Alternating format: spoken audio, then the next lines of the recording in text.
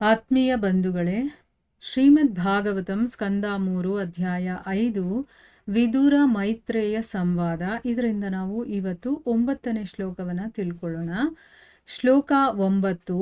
ಏನ ಪ್ರಜಾನಾಮುತ ಆತ್ಮಕರ್ಮ ರೂಪಾಭಿಧಾನಾಂ ಚಬಿಧಾಂ ವ್ಯಧತ್ತ ನಾರಾಯಣೋ ವಿಶ್ವಸೃಗಾತ್ಮ ಯೋನಿರೇತಚ್ಚ ನೋ ವರ್ಣಯ ವಿಪ್ರವರ್ಯ.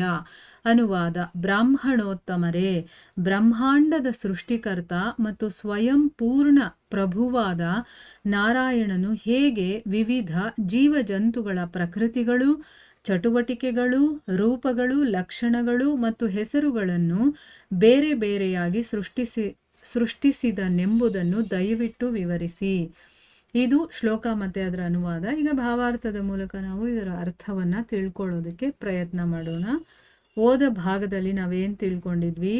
ವಿದುರರು ಹೇಳ್ತಾರೆ, ಎಲ್ಲ ರಾಜರ ಪರಮರಾಜ ಯಾರು ಅಂತಂದರೆ ಭಗವಂತ. ಅವನೇ ಈ ಎಲ್ಲ ಲೋಕಗಳನ್ನು ಸೃಷ್ಟಿ ಮಾಡಿದ್ದಾನೆ. ಜೀವಿಗಳು ತಮ್ಮ ಪ್ರಕೃತಿ ಗುಣ ಮತ್ತು ಕರ್ಮಕ್ಕೆ ಅನುಗುಣವಾಗಿ ಅಲ್ಲಿ ಇದ್ದಾರೆ, ಅಂದರೆ ಅಲ್ಲಿ ವಾಸ ಮಾಡ್ತಾರೆ.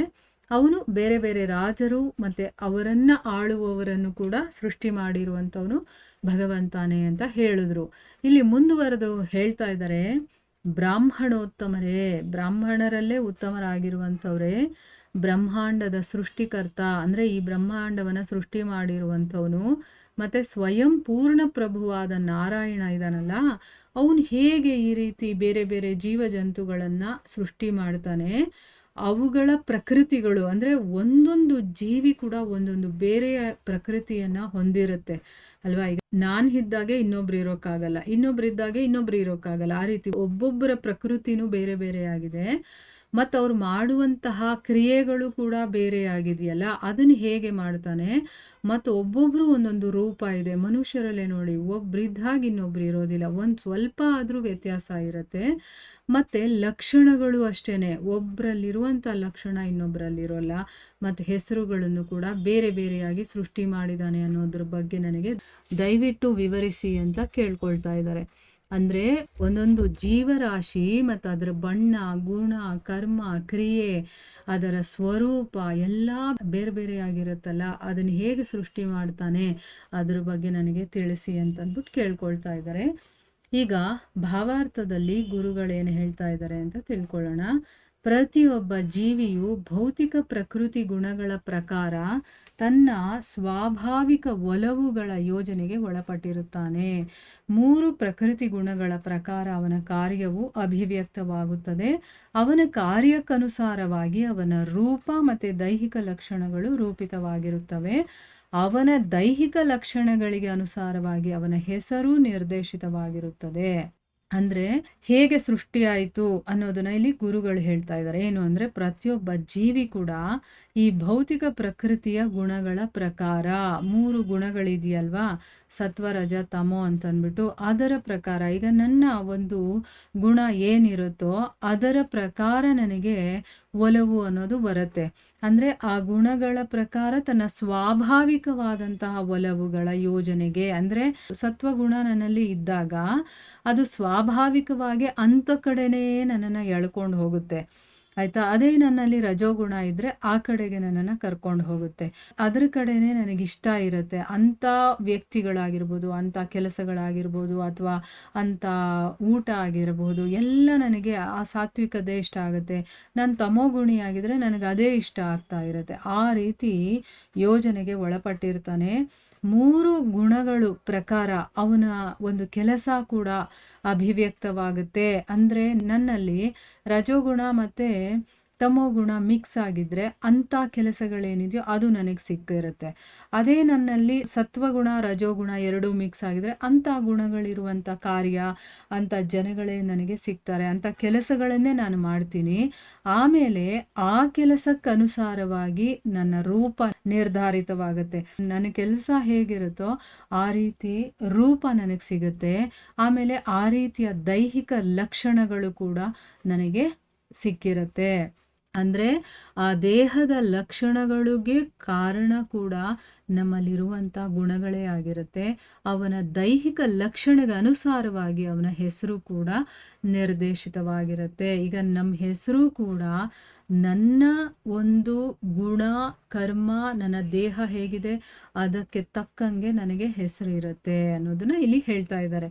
ಉದಾಹರಣೆಗೆ ಉಚ್ಚ ವರ್ಗದ ಜನರು ಬೆಳ್ಳಗಿರುತ್ತಾರೆ, ಕೆಳವರ್ಗದ ಜನರು ಕಪ್ಪಾಗಿರುತ್ತಾರೆ.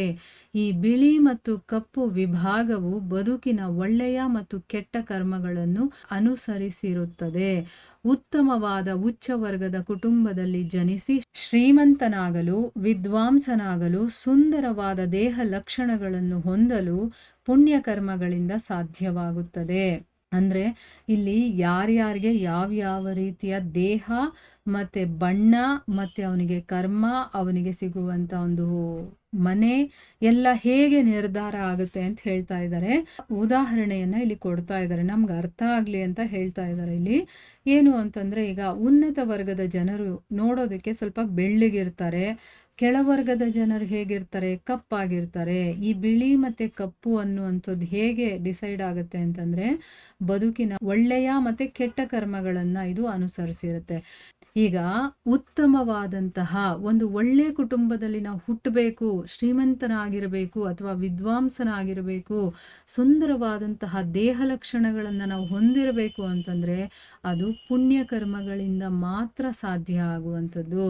ನಾವು ಪುಣ್ಯ ಮಾಡಿದ್ರೆ ನಮಗೆ ಒಳ್ಳೆ ಒಂದು ಜನ್ಮ ಸಿಗುತ್ತೆ. ಒಳ್ಳೆ ಜನ್ಮ ಅಂದರೆ ಏನು? ಶ್ರೀಮಂತರ ಮನೆಯಲ್ಲೋ ಅಥವಾ ಒಬ್ಬ ವಿದ್ವಾಂಸರ ಮನೆಯಲ್ಲೋ, ಅಥವಾ ನಾವು ನೋಡೋದಕ್ಕೆ ಸೌಂದರ್ಯ ಇರಬೇಕು ಅಂತಂದರೆ ಅದು ಕೂಡ ಪುಣ್ಯಕರ್ಮಗಳನ್ನು ಮಾಡಿದಾಗ ಸಾಧ್ಯವಾಗುತ್ತೆ. ಬಡವರಾದ ತಂದೆ ತಾಯಿಗಳನ್ನು ಪಡೆಯಲು ಯಾವಾಗಲೂ ಕೊರತೆಯುಳ್ಳವನಾಗಲು, ಮೂರ್ಖ ಅಥವಾ ನಿರಕ್ಷರಿಯಾಗಲು, ಕುರೂಪಿಯಾಗಲು ಪಾಪಕರ್ಮಗಳು ಕಾರಣವಾಗುತ್ತವೆ.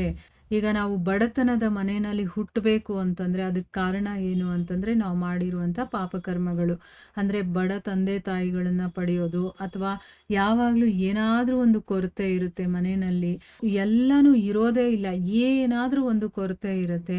ಆಮೇಲೆ ಮೂರ್ಖನಾಗಿರುವಂಥದ್ದು, ಮತ್ತು ನಿರಕ್ಷರಿ ಅಂತಂದ್ರೇನು, ವಿದ್ಯಾಭ್ಯಾಸ ಇಲ್ಲದೆ ಇರುವಂಥದ್ದು, ಆಮೇಲೆ ಕುರೂಪಿಯಾಗಿ ಇರುವಂಥದ್ದು. ಇದೆಲ್ಲ ನಮಗೆ ಸಿಕ್ಕಿದೆ ಅಂತಂದರೆ ನಾವು ಮಾಡಿರುವಂಥ ಪಾಪಕರ್ಮನೇ ಕಾರಣ. ಇಲ್ಲಿ ಪುಣ್ಯ ಮಾಡಿದ್ರೆ ಏನು ಸಿಗುತ್ತೆ, ಪಾಪ ಮಾಡಿದ್ರೆ ಏನು ಸಿಗುತ್ತೆ ಅಂತ ಎಲ್ಲ ಇಲ್ಲಿ ನೀಟಾಗಿ ವಿವರಣೆ ಮಾಡಿದ್ದಾರೆ ನೋಡಿ. ಅದನ್ನು ಸ್ವಲ್ಪ ತಿಳ್ಕೋಬೇಕು ನಾವು. ನಮ್ಗೊಳ್ಳೆ ಫ್ಯಾಮ್ಲಿ ಸಿಕ್ಕಿದೆ ಅಂತಂದರೆ ನಾವು ಪುಣ್ಯ ಮಾಡಿದ್ದೀವಿ ಅಂತ. ನಾವು ಭಾಗವತವನ್ನು ಕೇಳ್ತಾ ಇದ್ದೀವಿ ಅಂತಂದರೆ ಪುಣ್ಯ ಅಷ್ಟೇ ಅಲ್ಲ, ಆ ಭಗವಂತನ ಕೃಪೆ ಕೂಡ ನಮಗಾಗಿದೆ ಅಂತಲೇ ತಿಳ್ಕೋಬೇಕು. ದೇವೋತ್ತಮ ಪರಮಪುರುಷ ನಾರಾಯಣನು ಸೃಷ್ಟಿಸಿದ ಜೀವಜಂತುಗಳ ನಡುವೆ ಇರುವ ಈ ಅಂತರಗಳನ್ನು ವಿವರಿಸುವಂತೆ ವಿದುರನು ಮೈತ್ರೇಯರನ್ನು ಪ್ರಾರ್ಥಿಸಿದನು. ಇಲ್ಲಿ ವಿದುರರು ಮೈತ್ರೇಯರನ್ನ ಕೇಳ್ತಾ ಇದ್ದಾರೆ, ಏನು ಅಂತಂದರೆ ಆ ಭಗವಂತ ನಾರಾಯಣ ಸೃಷ್ಟಿ ಮಾಡಿರುವಂತಹ ಜೀವಜಂತುಗಳು, ಅಂದರೆ ಮನುಷ್ಯ ಆಗಿರ್ಬೋದು, ಪ್ರಾಣಿ ಆಗಿರ್ಬೋದು, ಪಕ್ಷಿಗಳಾಗಿರ್ಬೋದು, ಯಾರೇ ಆಗಿರ್ಬೋದು, ಇವರ ನಡುವೆ ಇರುವಂಥ ಈ ಅಂತರಗಳಿದೆಯಲ್ಲ, ಇದನ್ನು ನೀವು ನನಗೆ ವಿವರಣೆ ಮಾಡಿ ತಿಳಿಸಿ ಅಂತ ಇಲ್ಲಿ ಪ್ರಾರ್ಥನೆ ಮಾಡ್ಕೊಳ್ತಾ ಇದ್ದಾನೆ. ಎಷ್ಟು ಕೇಳಿದ್ರೂ ಸಾಲಲ್ಲ, ಇನ್ನೂ ಅರ್ಥ ಆಗಿಲ್ವೇನೋ ಅನಿಸುತ್ತೆ, ಇನ್ನೂ ಕೇಳಬೇಕು ಅನಿಸುತ್ತೆ. ಅದಕ್ಕೋಸ್ಕರ ನನಗೆ ಅದರ ಬಗ್ಗೆ ಇನ್ನೂ ಹೇಳಿ ಅಂತಂದ್ಬಿಟ್ಟಲ್ಲೇ ಪ್ರಾರ್ಥನೆ ಮಾಡ್ಕೊಳ್ತಾ ಇದ್ದಾನೆ. ಇಲ್ಲಿಗೆ ನಾವು ನಿಲ್ಲಿಸೋಣ. ಹರೇ ಕೃಷ್ಣ.